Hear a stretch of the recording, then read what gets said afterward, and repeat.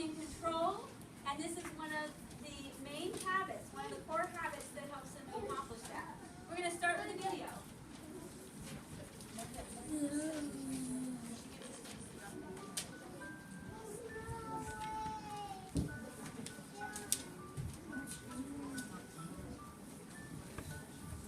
Think about time as something that's equal. We all have the same number of hours in a day.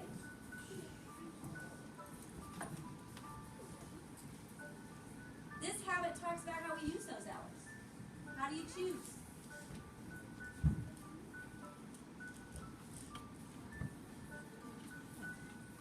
We train the children to know that if they control their use of time, they have a happier life.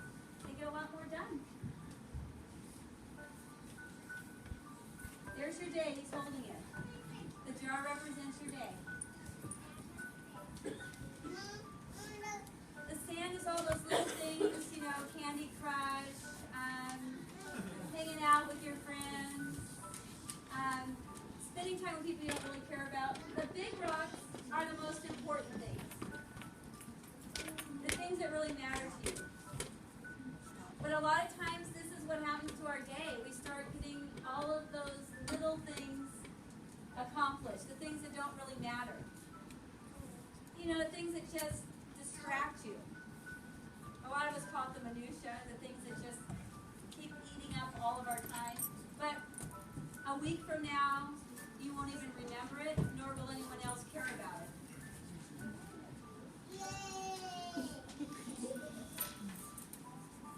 It might be fun things, but they're not important things to you.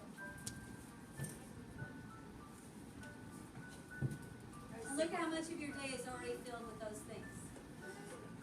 Singing like when I go in to wash my dishes and then scrubbing my brow and dusting the floors. There it is. Yeah. Now there's things that are important. They're just not the most important to us. They matter. We have to get them done. But they aren't the most critical or the most memorable things in our life.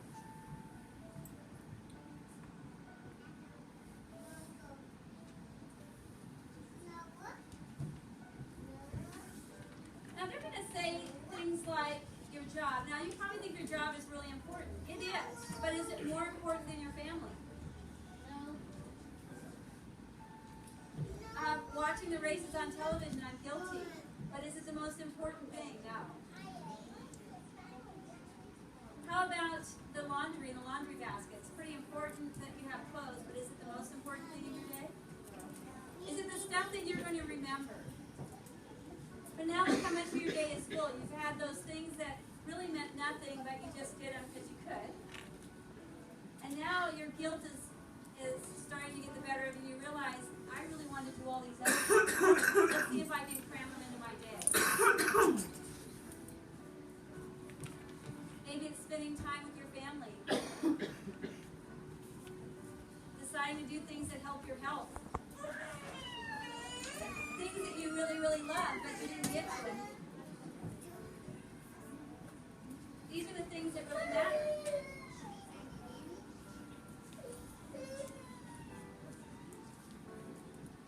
Because you filled your time with all those other things, the things that really matter, go undone.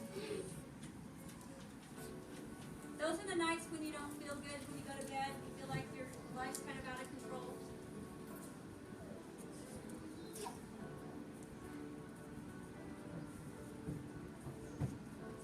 What if you put all the important things first?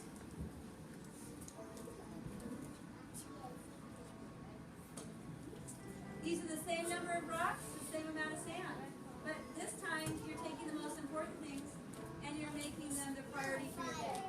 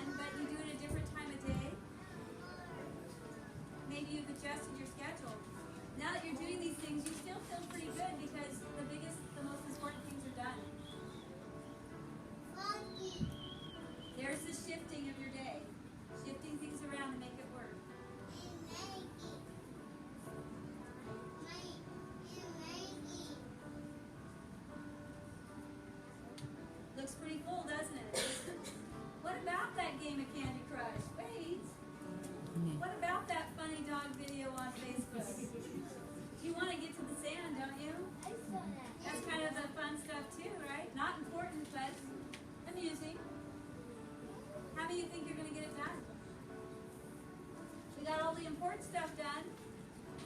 And then we went to the stuff that's important but not our big rocks. Oh. Now we're going to those things that are fun but not important. They're little things that you know that you want to do, but if you didn't do them, you would probably promptly forget about them.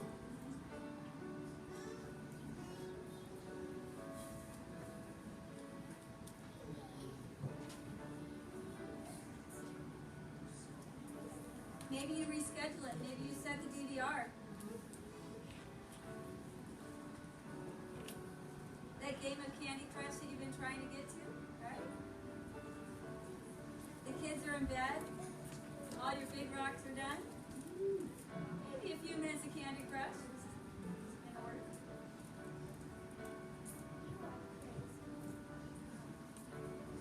The Star Wars kitties on the video stream, right?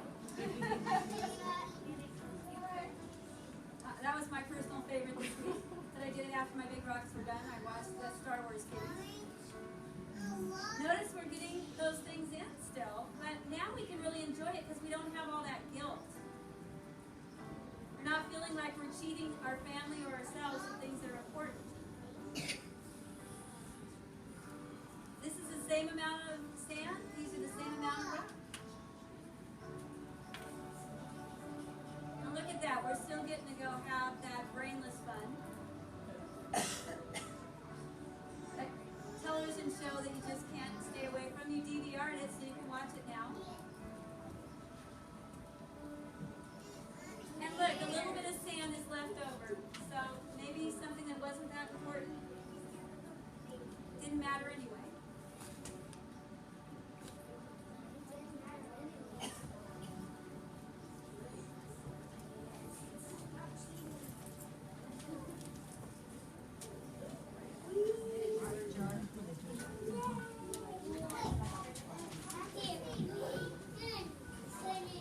Now, a lot of us have really full jars, but the question is, how do we feel at the end of the day? Is the jar full of the important things? We'll know because of how we feel inside.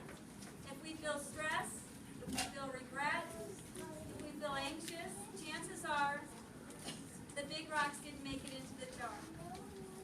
Or at least the ones that we really wanted in there, right? So we teach this to the children because we want them to feel powerful and in control. If they understand they can control their time and make choices, then they make better choices. So in the classroom, we talk about our big rocks, and the children actually set goals for themselves. They think about what's going well in their life and what they want to do better. And we use what's called a plus delta chart, where they actually put down everything that's going well. It might be, we're talking about reading that day, what's going well in reading, what are the things that they need to improve on. So they look at that, and they decide what their biggest rock is, what are they going to work on, and they set a goal for that. As we set those goals, they come up with actions or things that they can do. Now the way that applies at home is, boys and girls, signals on. Big rock, I want your parents to hear this. Thank you. When you're at home and you find yourself working with your children on something and it's not going well, now you know the tools that we use. Talk to them. What is our big rock here? What do we need to do? And you can help them come up with an action plan, things they can do. You can set a goal, set the actions for it, and they're used to that kind of talk because we're doing it in the classroom. When you want them to do something now, if you say, this is a big rock, they're going to know what you mean. We want to empower you to be able to use the same language we're using so that your big rocks at home become obvious to everyone and that you can reach those goals so you can enjoy your time together. If you ask the children what their big rocks are, you'll be amazed at what they say to you. You know, what is your big rock? What do you want to do this week? Is there something that's really a big rock? And they let you know, and you can set a plan. Set a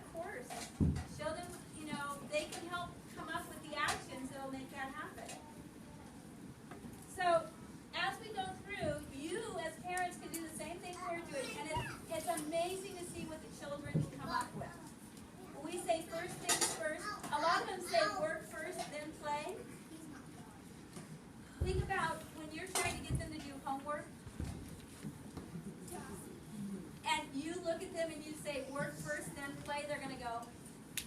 They're in on it. They know. They know we know. Right? Sometimes just having them explain to you why it's a big rock helps them to refocus. So, again, empowering you to be much more in control and them to feel much more in control of their time. You'll know. Again, if you're struggling with something at home, think about deciding to do something like this class delta chart. What's going well? What do we need to work on? And that is a good starting point. We've had a lot of fun tonight giving students a chance to talk to you about what it means to put first things first. So I'm going to invite my student friends in front. Is there somebody up here who could tell the rest of the people in the room? We're trying to train moms and dads and aunts and uncles, grandma and grandpa. Would you like to tell them what first things first means? Come on down. Now you got to use a big teacher voice. Okay? Big teacher voice, all right? Go ahead.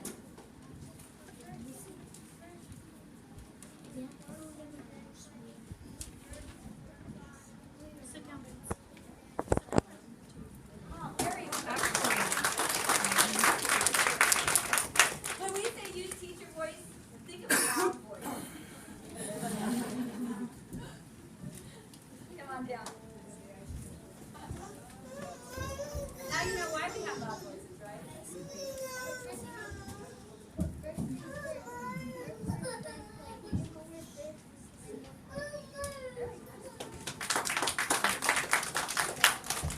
Any other students who want to come up? Come on up.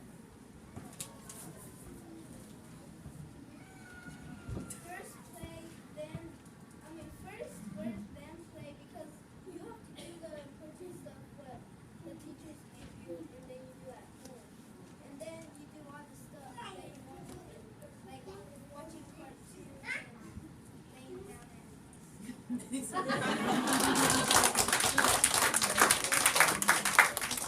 That is really good. I like the examples. Thank you, sir. All right, big teacher voice.